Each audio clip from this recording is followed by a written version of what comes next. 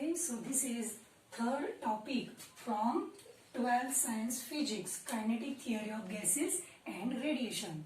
In the part radiation, now we are going to study perfectly black body. So last time we have seen that the body that absorbs all the incident heat incident on it is called perfectly black body. But ideally, no body is perfectly black body which can absorb all the 100% of the incident heat radiations on it. For practical purpose, we can consider, so for laboratory purpose, for practical purpose, scientist Ferry has designed apparatus. It is known as Ferry's black body. We will discuss about it. So, it is nothing but double-walled hollow sphere. It is a double-walled hollow sphere.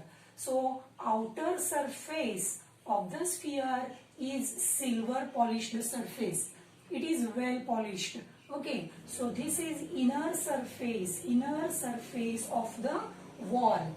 So, this surface is coated with lamp black. It absorbs almost most of the heat radiations incident on it. The space between the two walls is evacuated. Okay, now an aperture is there. Small aperture is there to the wall. So opposite to aperture, conical projection is there. So it is opposite to aperture. So because of the conical projection, so radiations are incident in these directions. So when the radiations are incident on the projection, this conical projection ensures that light is not incident at angle 90 degree. So when the radiations are incident here, they never go back. Okay, so they are reflected at this surface, this surface also reflection takes place. So there is multiple reflection inside the cavity. So the radiations are incident here. The inner wall is coated with lamp black. So almost most of the heat radiations are absorbed here. The remaining part is reflected. Out of the remaining reflected part, again almost part is absorbed here. So during each reflection, almost all the incident radiations are absorbed, and hence we can treat this aperture as perfectly black body. Okay, so for our practical purpose, we can consider this apparatus as perfectly black body. Okay, so this is Ferry's black body. Another experiment was made by scientist Wayne. So he used cylindrical wall and he used slit here, so that this can be also treated as perfectly black body. Okay, so another experiment, one more experiment is there, one more apparatus is there. It is known as cavity radiator. In cavity radiator, a block is kept. So when the radiations are incident on it, these radiations never escape out, because these radiations are absorbed by the block, and when the block is heated, so it also radiates more. So this cavity radiator can be also treated as perfectly black body. Okay, so this is about perfectly black body. Next is we are going to see explanation of heat radiation. So scientist Prevost is giving this explanation. So it is known as Prevost theory of heat exchanges. Prevost theory of heat exchanges. So according to this theory, all bodies at all temperatures above 0 Kelvin, for this chalk also, all bodies at all temperature, the temperature of the body must be above 0 Kelvin. So this body radiates heat energy. Radiates heat energy means this chalk is radiating heat energy.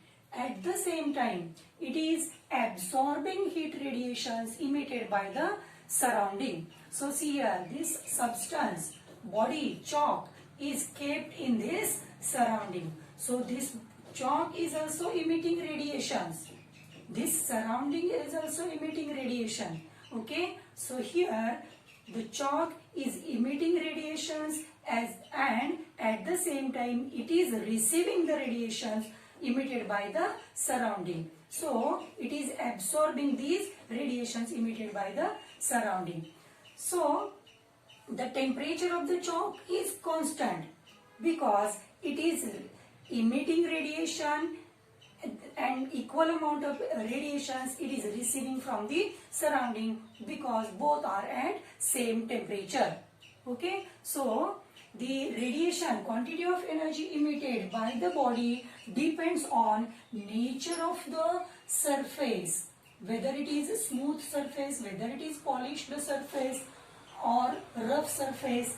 It depends on area of the surface which is emitting radiation. It also depends on temperature of the body which is emitting heat radiation. Now I will explain this statement once again. Suppose a hot body is there. Okay, suppose hot cup of tea.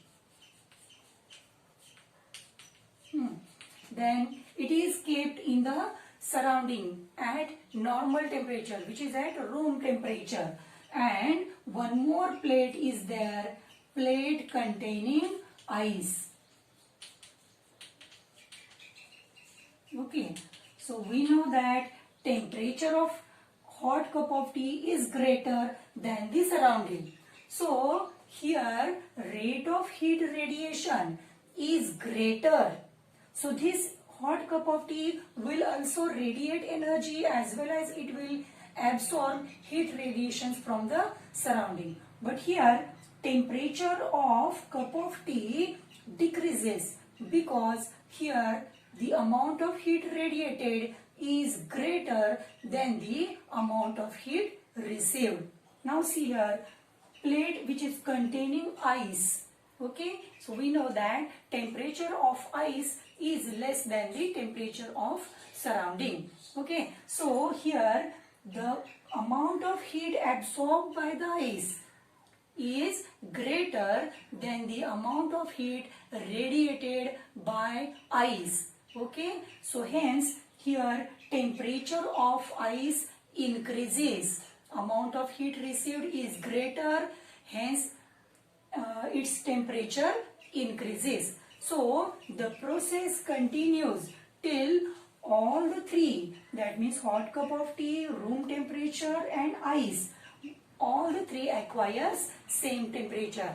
And when all the bodies acquire same temperature at this time, the amount of heat radiated is equal to amount of heat absorbed. At that time the bodies remain at constant temperature. So this is nothing but Prevost theory of heat exchanges.